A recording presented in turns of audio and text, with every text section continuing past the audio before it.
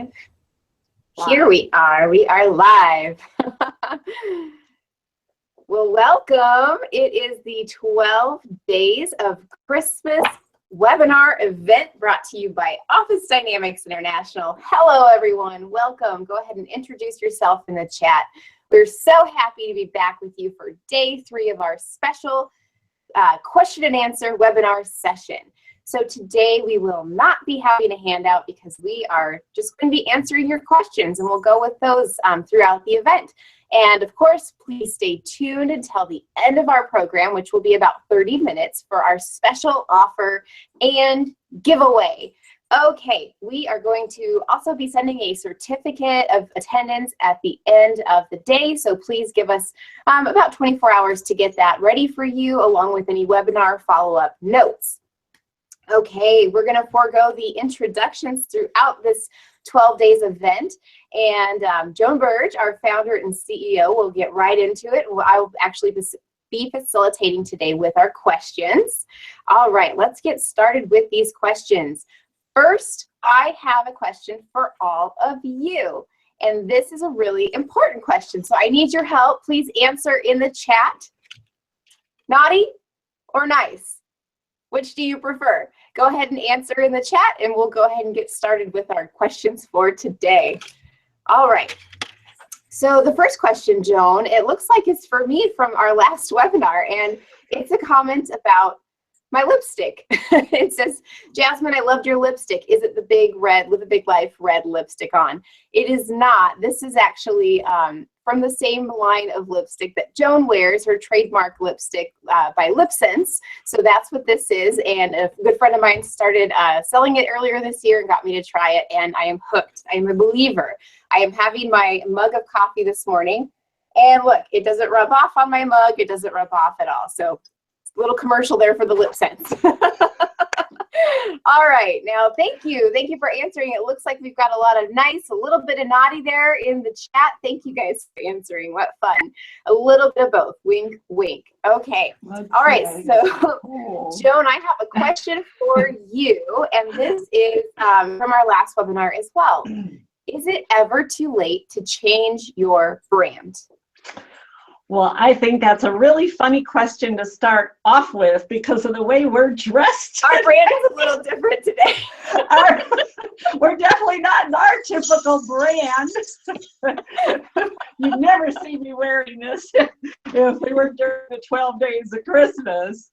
But yeah, we want to have some fun today with all of you and get in the spirit and really kick off your Mondays. So, it's never too late to change your brand, truthfully. It's a little harder to maybe change people's perceptions because if they've been used to seeing you one way and have branded you a certain way, they might have to rethink, the perceptions that they had of you, but that could be a good thing.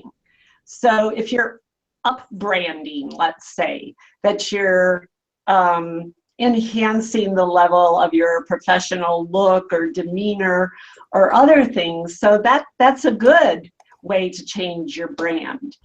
So basically, no, it's never too late. And I would say go with it. Could be a really good thing. Great. Excellent. I am answering questions here in the chat as well as we talk, Joan. And of course, looking at the two of us right now and talking about branding, it's got me giggling on the inside. I know. And the outside. They can submit questions in the chat, right? Yes, for today. They are submitting questions in the chat as well.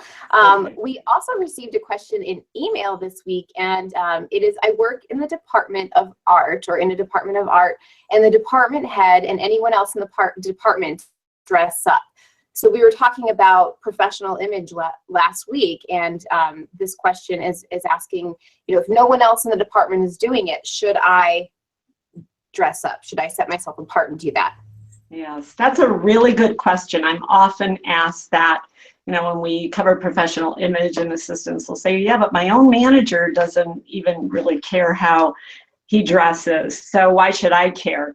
One is just remember you're always trying to establish your own brand. So what I would say though, in dressing up, so right there, what does that mean, dress up? If you want to take your wardrobe up a notch, I wouldn't go, yes, the complete extreme. In other words, if everyone's really casually dressed, blue jeans, t-shirts, whatever, not to go way extreme, because then it will look a little strange. But that doesn't mean that you couldn't maybe wear blue, like nice blue jeans with a sharp blouse or top. Maybe you throw on a jacket once in a while, not a blazer jacket, but a little jacket once in a while. Or even if you wanted to just wear like nice trousers and a nice top and nice loafer shoes instead of open-toed shoes, that type of thing. So you always have to really think about your own career aspirations, how you want to be treated and how you want to be viewed by others, and then you set your dress accordingly. Great advice. Great advice. Well, we have some questions coming in live here. This first question I want to ask, Joan, is from Yes. Megan. Megan says that her boss often takes calls that are not on his calendar, and it gets especially annoying when it's 2 minutes before he's supposed to be in another meeting.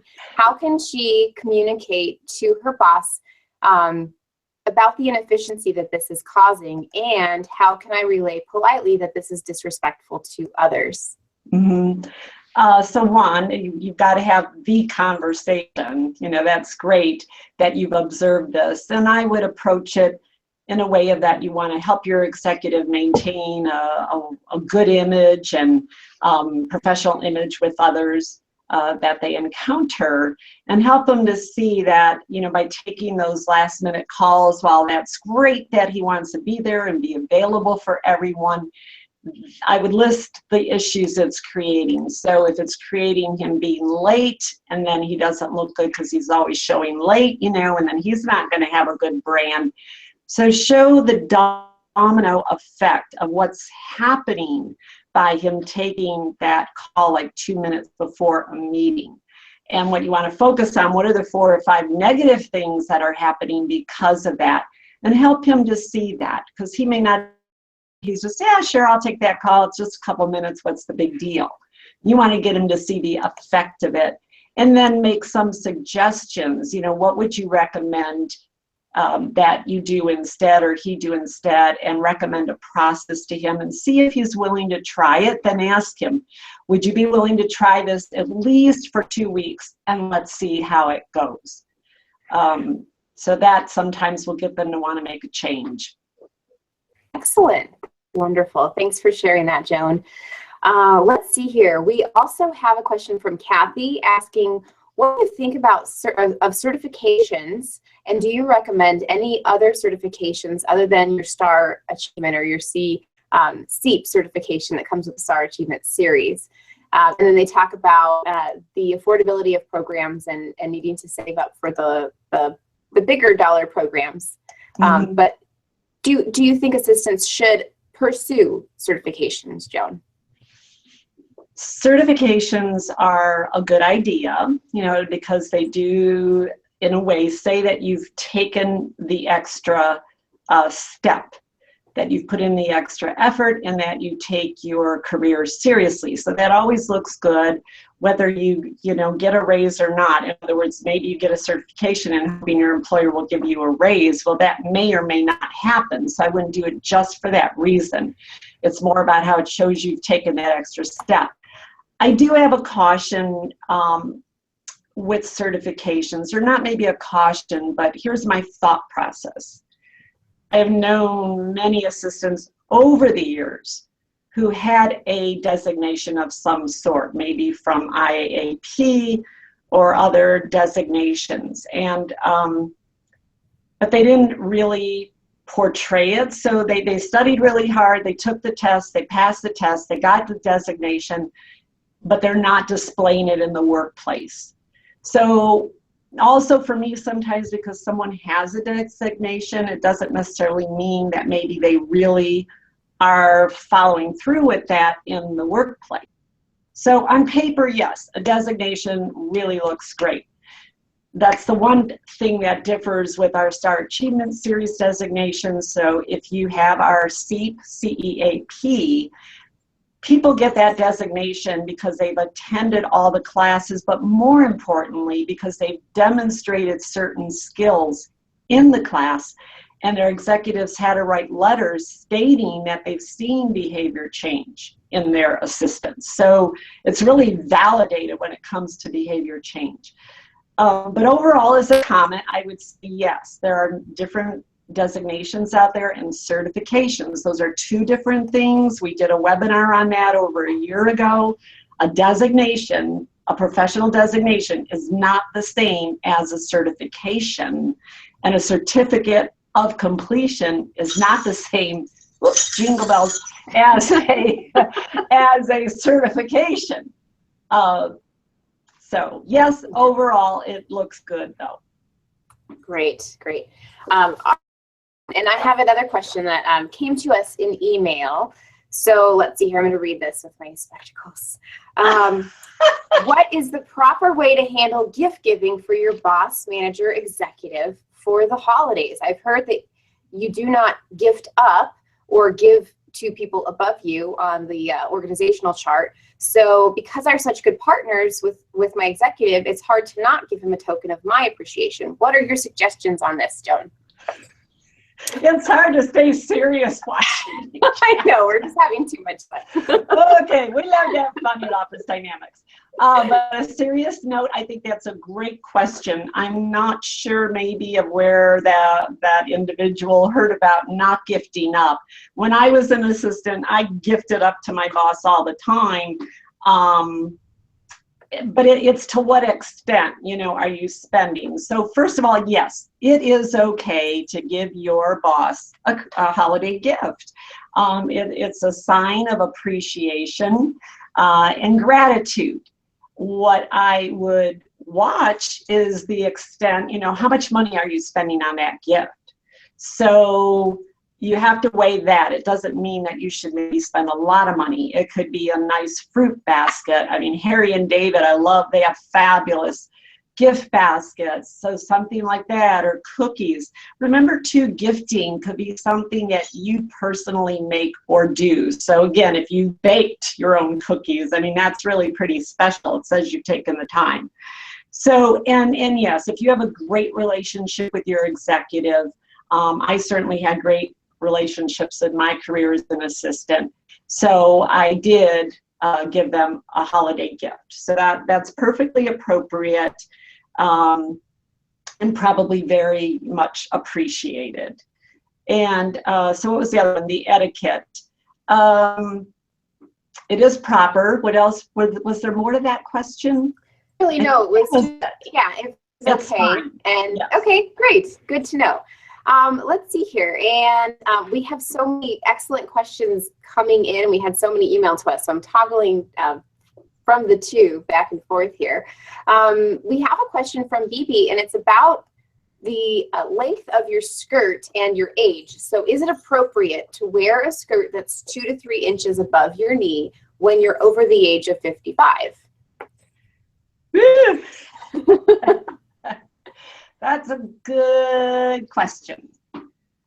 I definitely believe that, you know, we need to dress age appropriate, but we don't have to dress old either. So I'm 64 and I, you know, still I like to dress age appropriate, but I don't want to look like an old biddy. So, or an older person, you know, I want to show that I'm current and modern. But basically for the question, I would say if you're at work, that you should be more appropriate in your skirt length. Typically what the skirt length is just above the knee. So that's the general rule, the general parameter, to it's just above your knee, if that helps. Because you have to remember when you sit, your skirt's going to come up more. So that's basically it. When you're outside of work, you know, well, that's totally up to you, you know, what you choose to do. But I would say it would be very professional to keep that length in mind for business. Thank you. Great. And we have a question from Megan. Megan's asking both of us, what are our top 3 recommended books for assistants to read? Gosh, Jasmine, I'll let you go first. Well, I gotta would think say, and it's not specifically written for the administrative profession, but I found that we loved this book in our office here. Joan, you loved it so much you had all of us read it, and it's The Compound Effect by Darren Hardy.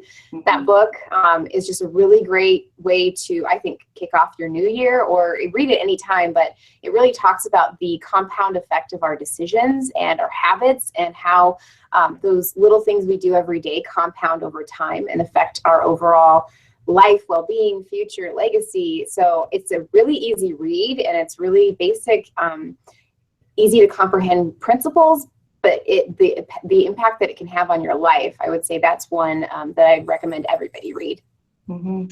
I was going to say the same thing. That was the first book that came to my mind. The Compound Effect, I think, is phenomenal. And you certainly could read it more than once, that's for sure. I also was just thinking Executive Secretary magazine is fabulous. It's always got, there are great articles in every issue, and they're not always admin specific focus, but they're definitely for you. They definitely provide information that will help you as an individual, as a career person, and yes, as an administrative professional, as well.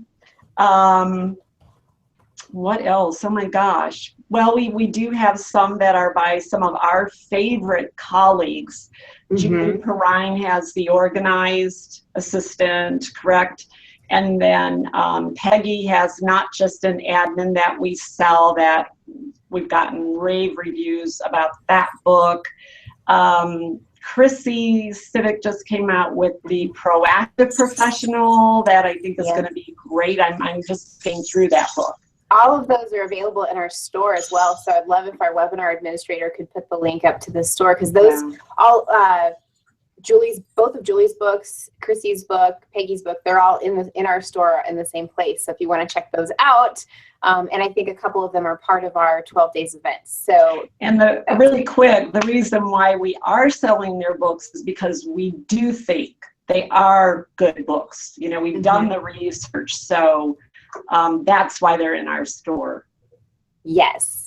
So that's a great list. Of course, Joan, you've got some wonderful books, and those are there too. And I'll think on that and see if there's anything else that I want to bring up. I know there's been a couple of books that I've read this year that were wonderful. But in the meantime, let's see. We have another question here about career portfolio, and what goes in it. Yes, everyone always wants to know about their career portfolio, which is great. And it's out for years. We cover that in great depth in our world-class assistant program, but Jasmine also is going to share with you some links, because I've written many articles about it and blogs, I believe, as well. So your career portfolio, first of all, I just want to mention, because a lot of you do talk about that, is it's not just for job interviewing. A career portfolio is much more. It is a statement, and it is a way of showing what you have accomplished and the skills that you have to offer. I see the portfolio as something that would be a great tool for when you have a new manager coming on board that you're going to support, and you can pull out that career portfolio and show them what you've done and your skills, instead of them having to wait 5 months to see what you're capable of doing. Career portfolio is excellent, of course, if you want to be promoted. And there are many other vehicles for it. But the question was, what goes in a career portfolio? So aside from the basics, of course, we always think about the typical, the resumes, my bio. But what's really different and unique that you should put into a portfolio so you stand out is your mission statement. That should be up front in your career portfolio. A list of your values, so what values are you that are important to you, because that helps the viewer kind of get to know you as a person. One of the sections I highly recommend is called Samples of Your Work. So today, it's not enough to tell someone how great you are or what you're capable of doing. You have to show them can do. You have to demonstrate it. So say, for example, that you work with PowerPoint, you put together different PowerPoint presentations. Do you have a sample of maybe a low-level PowerPoint that you've done, but then have you created a really high-level, fancy PowerPoint, maybe where you've embedded images and different things, then have a sample of that. So just make sure that you don't divulge any important company information. I would also have a highlight section, so that would be special highlights of your career over the last couple years, either special events you've worked on, special projects that you've handled. Have you saved your company X amount of dollars by streamlining a process?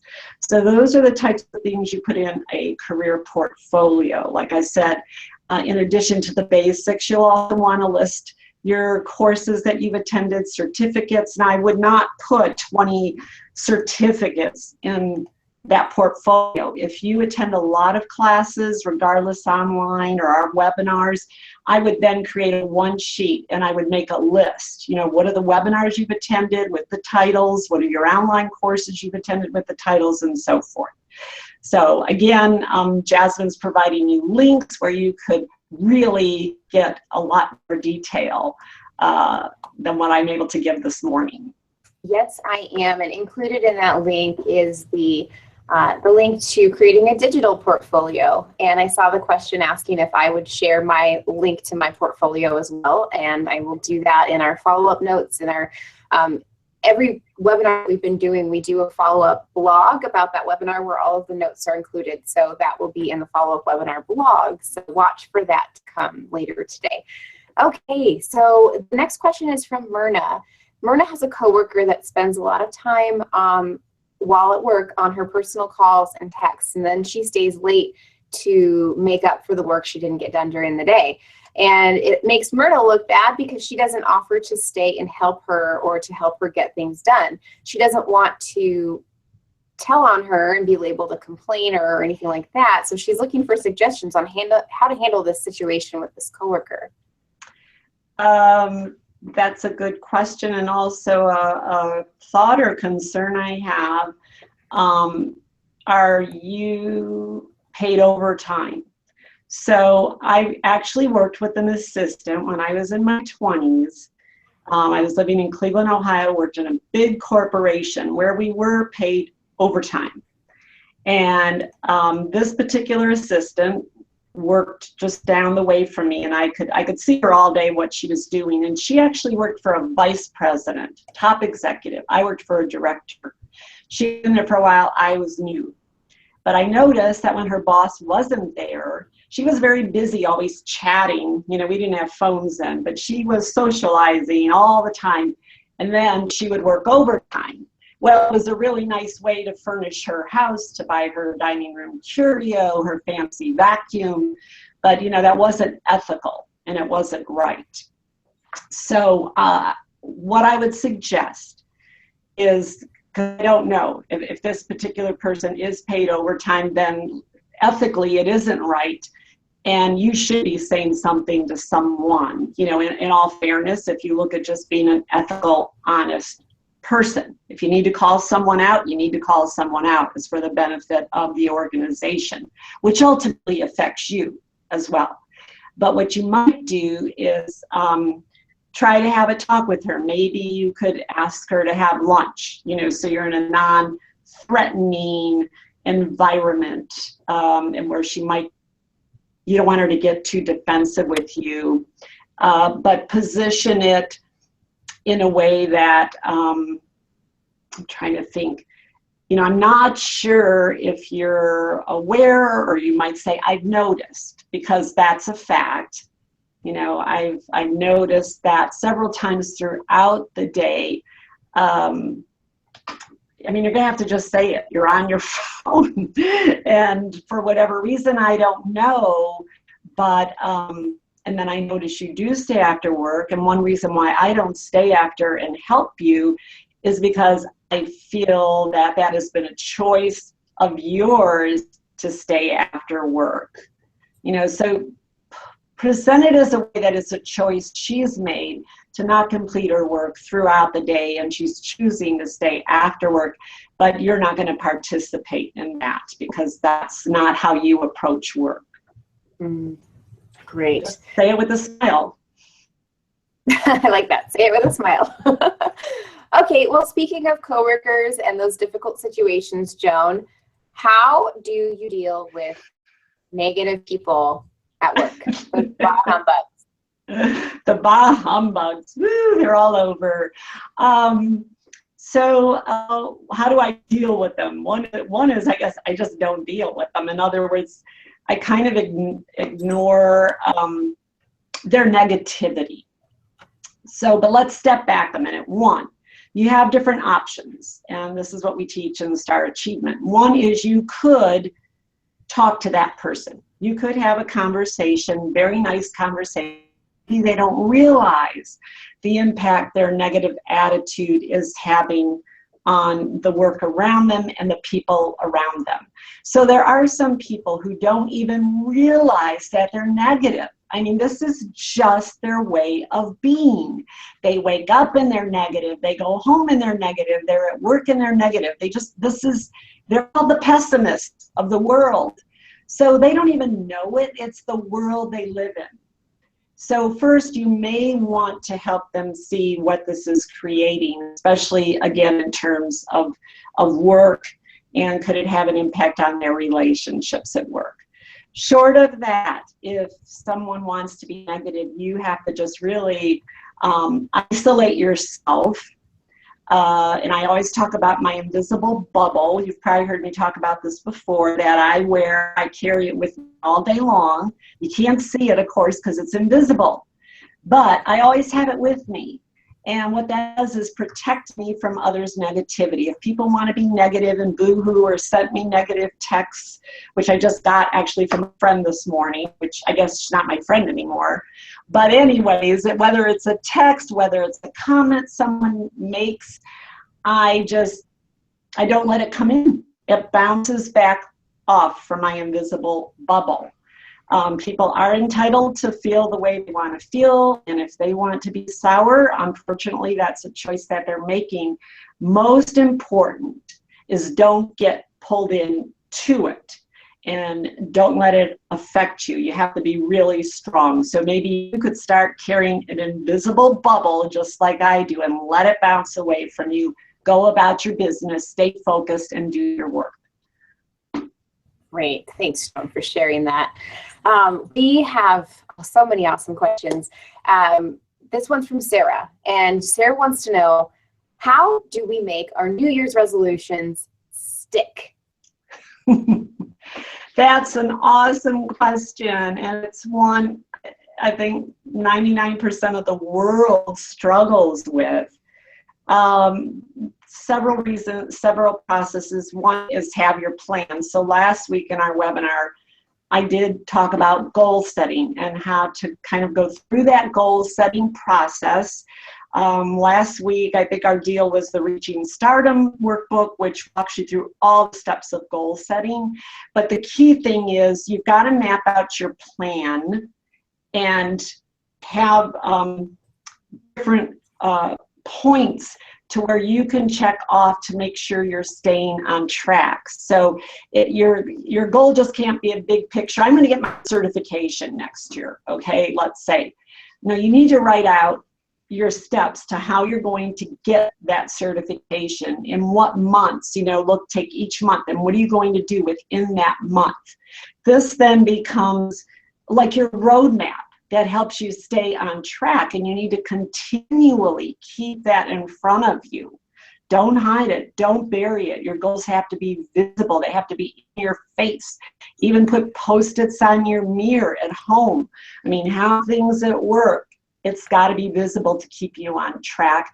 I would have an accountability partner if you're afraid of getting off track. We've done that in our office a couple years ago when we were having our pillar huddles.